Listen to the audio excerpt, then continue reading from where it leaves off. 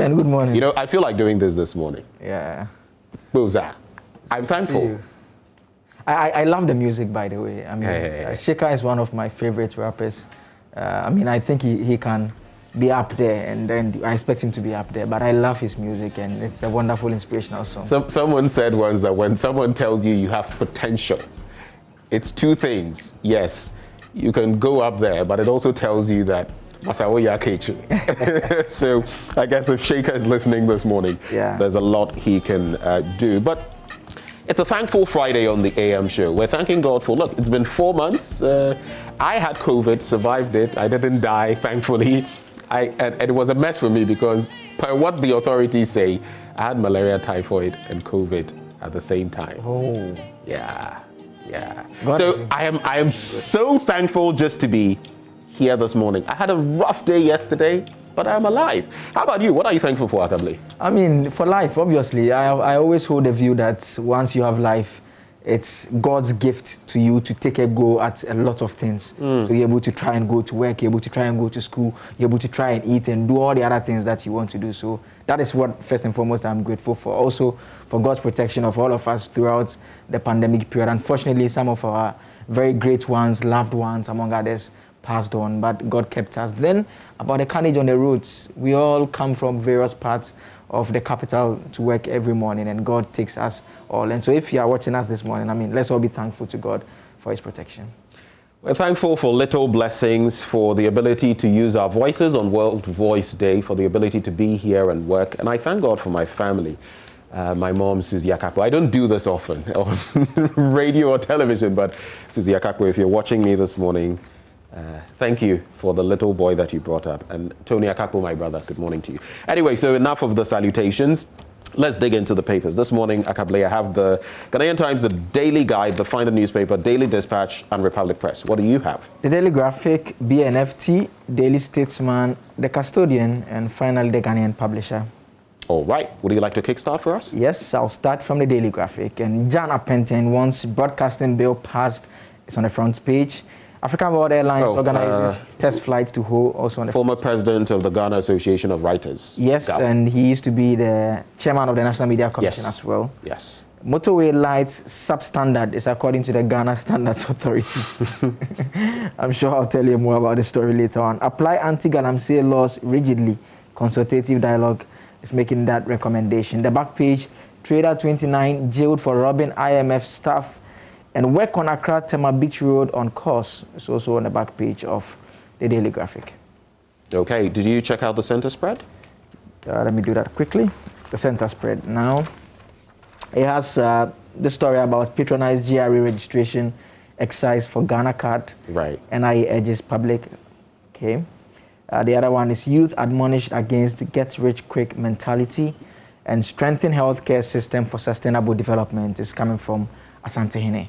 Okay, let's quickly check out the Ghanaian Times newspaper. Final day of the National Consultative Dialogue on Small-Scale Mining. Galamsey Kanker is national emergency. Let's resolve to end it. How do you feel about that tag? National emergency. Well, is it fitting to reflect where we are as a country? Yes, it is. If you look at the science in terms of what the CSIR, among others, found, in the impact on our water bodies, among other things, it shows that in the next couple of years, if we are not careful, we would have to be importing water to drink in this country. And so it has long been a national emergency. And now once we've declared it this way, we expect those who have the power to make things right, to follow through with what ought to be done. I have seen the recommendations from that engagement. I think it's what we all knew would come out anyways. And so we expect the implementation to be very different this time around. And it's a collective thing. It's not just about the police, the soldiers. It's about you and I, those of us who know where the gold is, but we know we don't have the license to go there. We go there anyways and destroy the water bodies completely. What do you think about these two? And I'll start with this quote from Mr. President, what he said on the back of this. Mining can create jobs, mining can improve livelihoods, and mining can generate wealth. But it cannot and must not do so at the expense of damaging the very environment that produces the riches. That is what he said. And I want you to tie that into the European Union and the stance they've adopted. They import large chunks of our cocoa, about quite a huge percentage. Some say even up to about 80% of it. But looking at what they are doing now, saying that if you don't get the Galamsey thing right, it's going to affect our cocoa imports, or from Ghana. Is the European Union being a friend here, do you think, or is it being a territorial, I don't want to say nationalistic because it's not just one nation, but a territorial bully? Some have looked at it from both sides. Yes, I mean, it's fair to look at it from both sides. I mean, the quote from the president, I actually listened to the whole speech that he delivered that day, and he made an interesting point. He says, the nation Ghana does not need anyone to tell it about the fact that it needs to protect its environment. He makes the point that this is our land that our forefathers toil and give to us, blessed with all sorts of things. And so it is our responsibility to protect it. And so whatever steps the EU wants to take, it's fine, it's good. It's good they are threatening sanctions. For some of us who want the environment to be protected, we are happy about it. But we as Ghanaians need to wake up to this whole Galamsey issue and decide that, look, it's bad, it's wrong. I mean, there's good money there. I'm told a lot of money. I watched a video of a gentleman, just a little piece of gold. Yeah. And he said it's a little nugget. Do you know how much that could be worth? Little. He said more than 10,000 cedis, just very little. Yeah. And it was part of a lot of nuggets he had collected at the end of a day. And so I was watching a video and I'm like, goodness, this guy. Have you checked out how much a gram of gold costs now on the international market? No, I haven't recently. I mean, you're looking at, if you convert into cedis, you're looking at something hovering around 500 cedis. Ooh. So that explains, I mean, that is why we need the buy-in of everyone, because it's for something worth this, Charlie. Telling the guys. Some people are exploiting it, but you see, while I feel that the European Union may be, in a way, overstepping its bounds, because sometimes I feel some of these Western countries feel they can justify themselves by certain things and intrude in our affairs while we can't do same to them. But on the other hand, when Mr. President says, no one needs to come and tell us about the situation we are facing. But you see, some of the people at the helm of affairs, some of our political leaders and other leaders are all involved. Yeah. So in the end, it's neither here nor there. While the rhetoric is on one end, and I totally agree with him, we don't need to be told. I mean, we're seeing it. We're seeing it affecting our natural resources. But on the other end, the same people we're counting on to solve the problem are part of the problem. And in fact, a lot of our own people in the rural areas where these mining communities are also part of the problem. Yeah. They are doing it illegally. But that's a major story that we'll be delving into this morning. 600 rendered homeless after heavy rainstorm in Nanton. Review 5% of common fund for MMDAs to ensure proper sanitation management. And retired teacher arrested for incest. That is a sad one. And he is Seth Kwejo Dese, 69, who allegedly sexually abused his teenage daughter over the past 2 years and is helping officers of the Domestic Violence and Victim Support Unit in Ho in investigations into the matter. The father of 8, who was arrested in Ho on Tuesday, has admitted maintaining an amorous relationship with a girl to prevent her from sleeping with other men. Hey, yo. He says he doesn't want her to sleep with other men, and so he must. Anyway, it's rather sad, very sad. That's his explanation for the incest. That's his explanation. When you go to page 5, a bit of international news. Uganda's missing, confirmed to be in detention. You know, there was this case about a lot of Ugandans simply, going up in smoke, vanishing. Well, it appears a lot of them are in detention. And there's COVID forgery ring uncovered in Mozambique. So 4 suspected members of a counterfeit ring producing fake COVID-19 negative certificates have been arrested. You remember we had our own situation that had to be clarified by... It was investigated and they realized the allegations were not supported by the evidence. Right. So when you go to the middle spread, it's about the Galamsey situation. And then Ho Airport welcomes first flight as AWA lands first test flight. I'm talking about the Africa World Airlines. And that was yesterday. It was momentous because, we had it some years back in Wa. Now we have it in Ho as well. A positive development, but we wait to see how this will impact the economy of Ho, and especially in COVID-19 times, how this will really have an impact. I hear it's 17 minutes? Yes, and the other point that I'm equally concerned about it is the sustainability for the airline itself. whether it's profitable. Do you have people who will be... I mean the airlines that will be flying to that area, and so else you would have a situation where it will just cost more to be traveling, flying there than actually making money from it. And so I hope the feasibility studies that was carried out supports the need to have that airport functioning in the manner that they want it to function now. And so, I mean, I can only wish all the actors well in that endeavor. And here I would like to laud both ends. This was a project that the erstwhile administration worked on, completed basically, and now the current administration is seeing to its opening and running. And I think that is the sort of collaborative development we want to see. One party starts something, yes, another party continues it. We want to see more of that. On the back page, Kotoko target revenge over. I hear the new one is only COVID-19, only AstraZeneca, only Gbogbo. We will beat them. We'll beat them. Are you an Asante Kotoko fan? Fantastic. Solid. We'll beat them because you know what's up. We are top of the league. We are leading them by 1 point. 1 point. And I think Caroline is also right. They beat us in the first round. They beat us in the first leg. So this time, we're targeting revenge. It will not be Oli Rosalinda. It will be Oli will fall. Oli will fall. That's the new hashtag. 50 tidal wave victims relocate to Jetakba. That's it for the Ghanaian Times newspaper. I take you to the BNFT now, and 30 city landfill tipping fee paid is below world standards. It's according to MP for Ho Central Benjamin Kodo. And no better time than now for hydrogen energy policy. The Institute of Energy Security is making that call.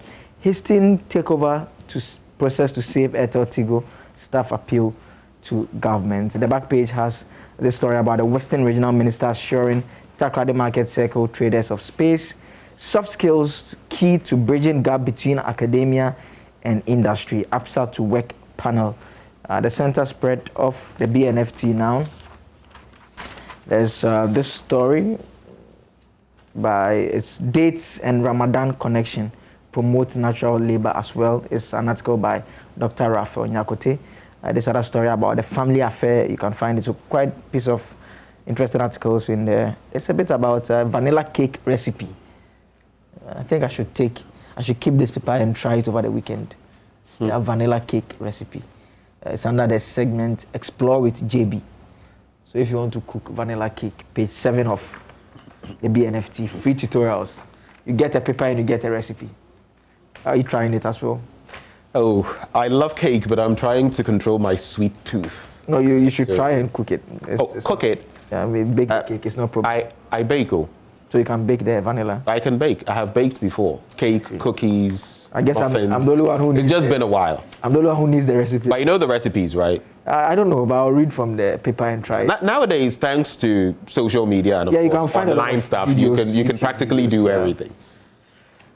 Some people say that implementation is sometimes. I'll tell you something. When you start, especially whether it's cooking proper or baking, you will make a few mistakes as you start. I mean, how much when you're measuring your butter or margarine or whatever you decide to use, but at some point it may get burnt because of the temperature and all of that. But over time, you know instinctively that this and that, and you'll get it right. Maybe we should have a show someday where the two of us go at it, with... Well, let me think about it. The Daily Guide newspaper, Galamsey threatens water resources. Kumasi kidnappers planned for guns.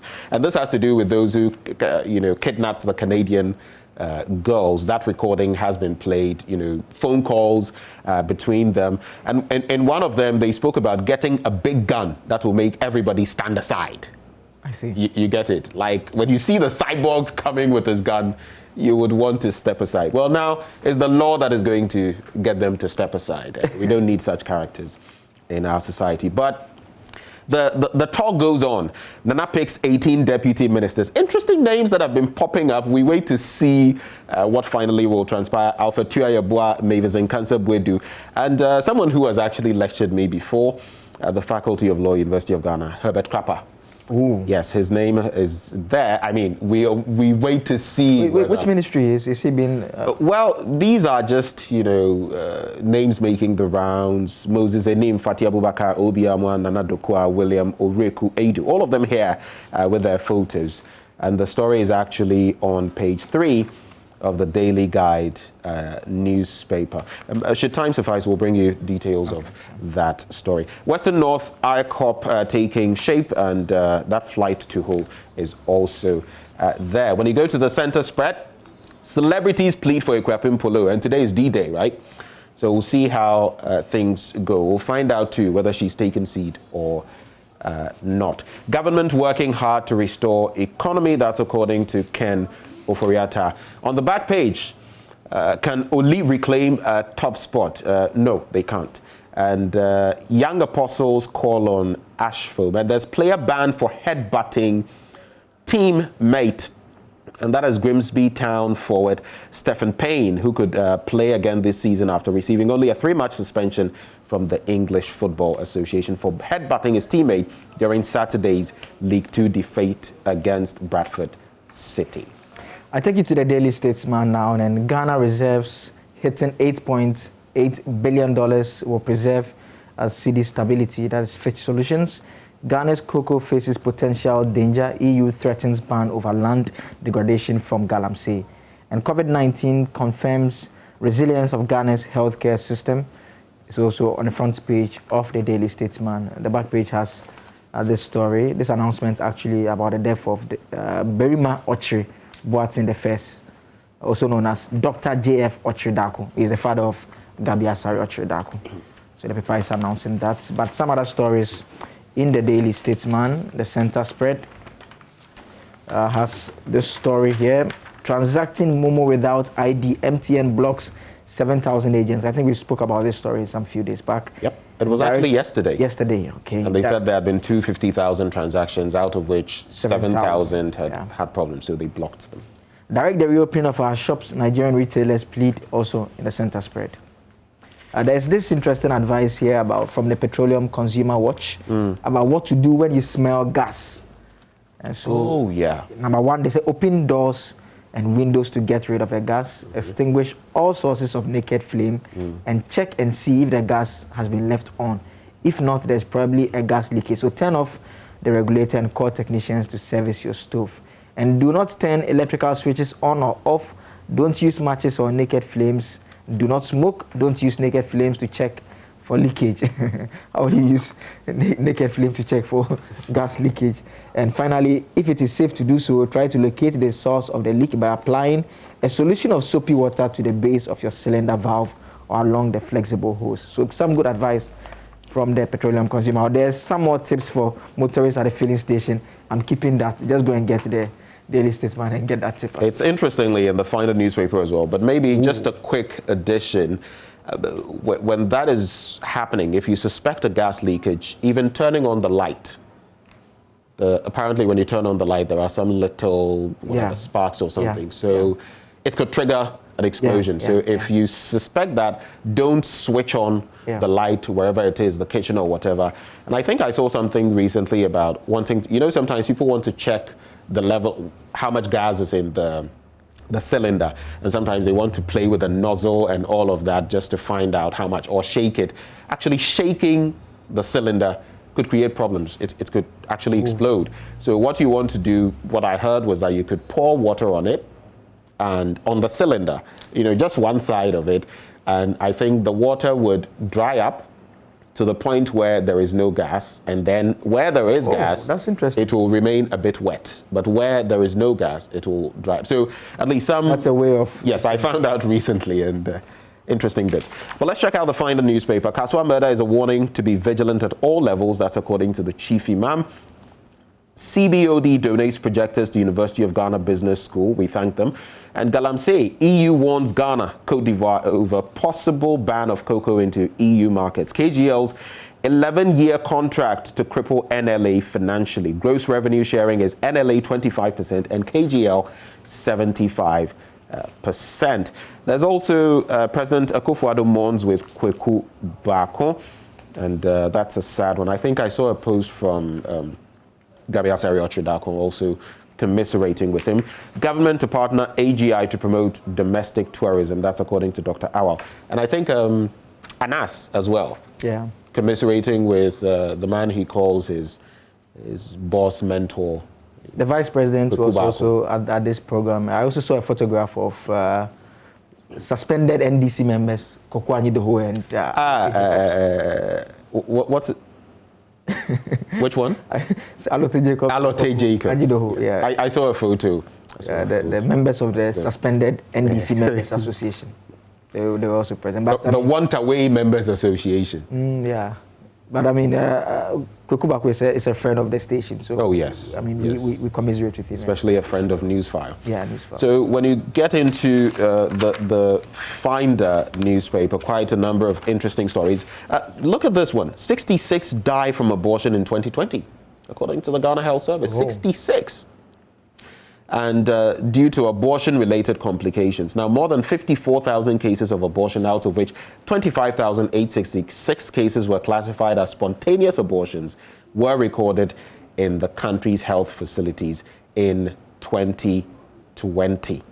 A lot of more data it gives there, but it describes spontaneous abortion, also referred to as miscarriage, as being the loss of a fetus before the 20th week of pregnancy. Similarly, 12,272 medical abortions, the termination of a pregnancy with a pill within the first 10 weeks of pregnancy by a medical professional or an individual, was recorded in 2020, as compared to 10,834 cases recorded the year before. So that's a jump of almost 2,000. That's a jump of about 1,600, thereabouts. So more and more people are committing abortions. I mean, some spontaneous that you can't do anything about, and that's the 60s, well, feeds into the 66, but others just wanting to do something, whether legal or illegal, because there are legal ways of doing this, and illegal ones as well. But sad. Let's say yes to life. Let's be pro life. I just wanted to highlight these stories, and then we'd move on into the next papers and get into the details. It's 50 already. And where is that story? There's something I saw. Okay, so let me do this one. Ritual murders, public officials must also be responsible. And there is this one. FDA, GSA assure of resolve to manage dead fish incident prudently. Still being managed. That's it with the Finder newspaper. I'll quickly run through the Ghanaian publisher and the custodian. The custodian first. Bako bids farewell to sweet Gloria. That's a photograph of Mr. Kukubaku and President Nana Akufo-Addo. There's also another photograph of President Akufo-Addo chatting with Alote Jacobs. Then finally a photograph of Anas Arimiao, Anas, or a person that we've come to associate to be Anas. He has a bit of the beats and the heart, so I can't tell for a fact if it's Anas. But NDC fights EU over Ghana's 2020 polls. It's also on the front page of the custodian. And finally, the Ghanaian publisher. Stop insulting Razak Opoku, concern NPP members warn. And President Akufo-Addo in Congo. Galamsey is a national crisis, according to stakeholders. And inadequate funding cause of poor sanitation, MP tells government. And finally, ECG staff defend managing director, describe union's allegations as baseless. It's on the front page of the publisher. The Daily Dispatch says, by popular request, Akufo-Addo's views on declaration of interest in NPP flag-bearer race. That's on the back page of the paper. And pictures there of Mr. Gov't. Well, he didn't get a ministerial nod this time, moved from the railways ministry. Some say because he was too quick to announce his wanting to contest. But he's going to be in there. Dr. Apreku, who would not be a new face, is also in there. The vice president, they've written there, interestingly, pending. And then there's Mr. Alan Tremanting, also pending. It's a tricky situation for those in government, but we'll see how that pans out. Government advised to boost proper waste management by providing funding. And yes, that will be it for the stories I'll highlight from the Daily Dispatch newspaper. I'll touch on the story on the front page of the Daily Graphic about the motorway lights being substandard. And so the newly installed street lights on the 19-kilometer Kratema motorway do not conform to the country standard for street lighting, the Ghana Standards Authority has said. The DG, Professor Alex Dodo, explained that Ghana's standard for street lighting laid down the fundamental principles that govern the lighting of public thoroughfares, including motorways, arterial routes, residential roads, town and city centers, and pedestrian-oriented areas. So he said, although the method of providing adequate public lighting was diverse and new developments and techniques were continually being introduced, the Ghana standard had been limited to methods that gave results within acceptable economic limits. And so it continues on page 3 that the purpose of street lighting is to create a lighted environment which will contribute to the safe and comfortable movement of vehicles. He's quoted as saying that the lights on the motorway are dim, and that means they don't conform to the country's standard, and that is unacceptable. So that is coming from him. He reacting to the story, the lights go dim, which was carried in yesterday's edition of the Daily Graphic. And so that is the situation there. And so the GSA asked how the GSA allowed substandard lighting on the motorway. He said the Public Procurement Authority, which was mandated to examine the contract details to ensure value for money, failed in its responsibility. So this is to the PPA and all other agencies. The lights on the motorway that I was telling Benjamin yesterday that I don't drive on the motorway at night because of the darkness. We are told the lights over there are actually substandard. Well, was it yesterday I saw a post supposedly from the one Gov't, Stoneboy, saying that he had used the stretch and there was light or something of the sort. I saw something like that, and some people were saying, oh, then that's a positive development. I don't know how real it is because I've not been on the stretch in recent days at least, so maybe something to check. I actually saw a photograph from sports journalist Benedict Osu, also indicating that some lights have been fixed. But you recall yesterday, Daily Graphic's front page did a story that the lights were dim, and so that's what the Ghana Standards Authority was responding to and indicating that those lights are actually substandard. And so, I mean, that's where we are now. Something needs to be done about there. I don't know, has this changed though? This is something else, it came to mind yesterday, but I forgot to mention. The bit about street lights being on during the day and then being off during the night when you actually need them. Do you remember that phenomenon? Yes, I remember it. And I think almost as recently as maybe a month or two ago, I still saw, so in the afternoon, when you don't need street lights, they are on.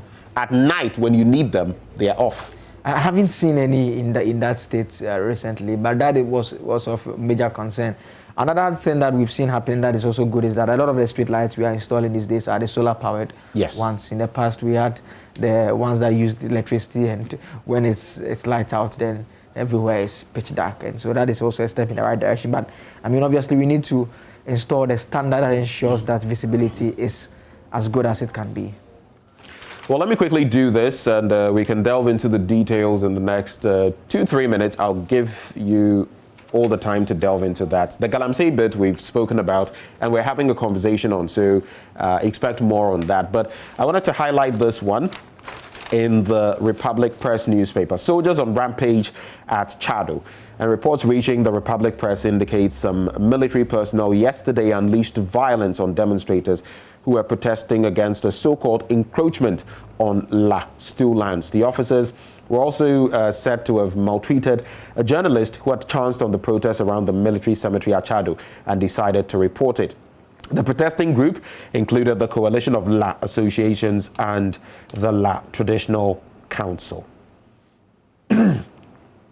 So, pretty interesting development there. Yeah, there's actually a statement I saw from the Ghana. You want to bring us details? Yes, it's signed by E. Agri-Kwashi. He's a Colonel Director for Public Relations, and it indicates that in the morning of Thursday, 15th April 2021, Gov't received intelligence that some civilians were demonstrating and moving towards Bema camp, and so a team was dispatched to confirm the report, but they could not determine the intentions of the demonstrators. On seeing the soldiers, the demonstrators who had no police permit to demonstrate became violent. The team called for reinforcements which came to stop the violent youth from causing damage to military installations.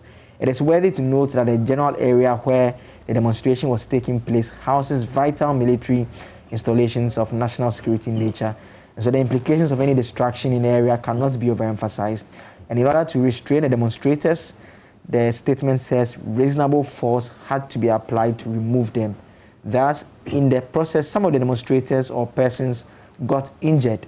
It later came to light that some of the injured persons were journalists who were there to cover the event.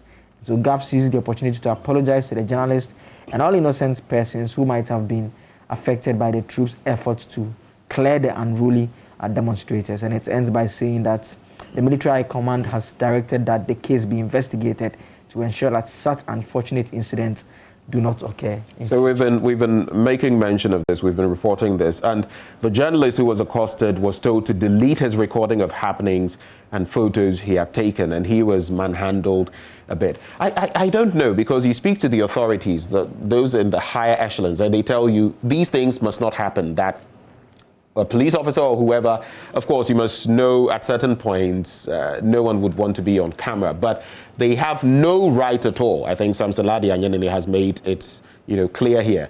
They have no right to come and say, give me your phone, I'll delete anything or anything of the sort. But it appears there's no understanding to that effect. Yeah, it still happens. I mean, I have experienced that a few times where I was approached by some members of the security agencies asking that I delete my files. I mean, after I've gone around it. Did you? No, I didn't. In the Erastus Asaridonko, during the reports about the soldiers that he found to be protecting the illegal miners, also, they were asked to delete their files, and they had to actually recover it using other means subsequently. And so it's quite unfortunate that happens. It's good the Ghana Force in this instance has quickly issued a statement to that effect. Hopefully, those who are injured, they would assist investigations should a complaint be filed against the persons who assaulted the journalist and the other individuals. Then it's for them to go and prove in court or justify that it was reasonable force that was necessary to be used. I just saw Usain Bolt's post about his daughter Olympia. You should check out that bit. It's so cute. Oh. But happy birthday to Arnold J. Boateng of Ernest Chemist and Bomso Church of Christ in Kumasi. It's from Ekosam and Anita. Happy birthday to you. Happy birthday as well to Gladys Nana Ago Ama. And it's from your husband, Ebony Ama of NSIA Insurance and your children.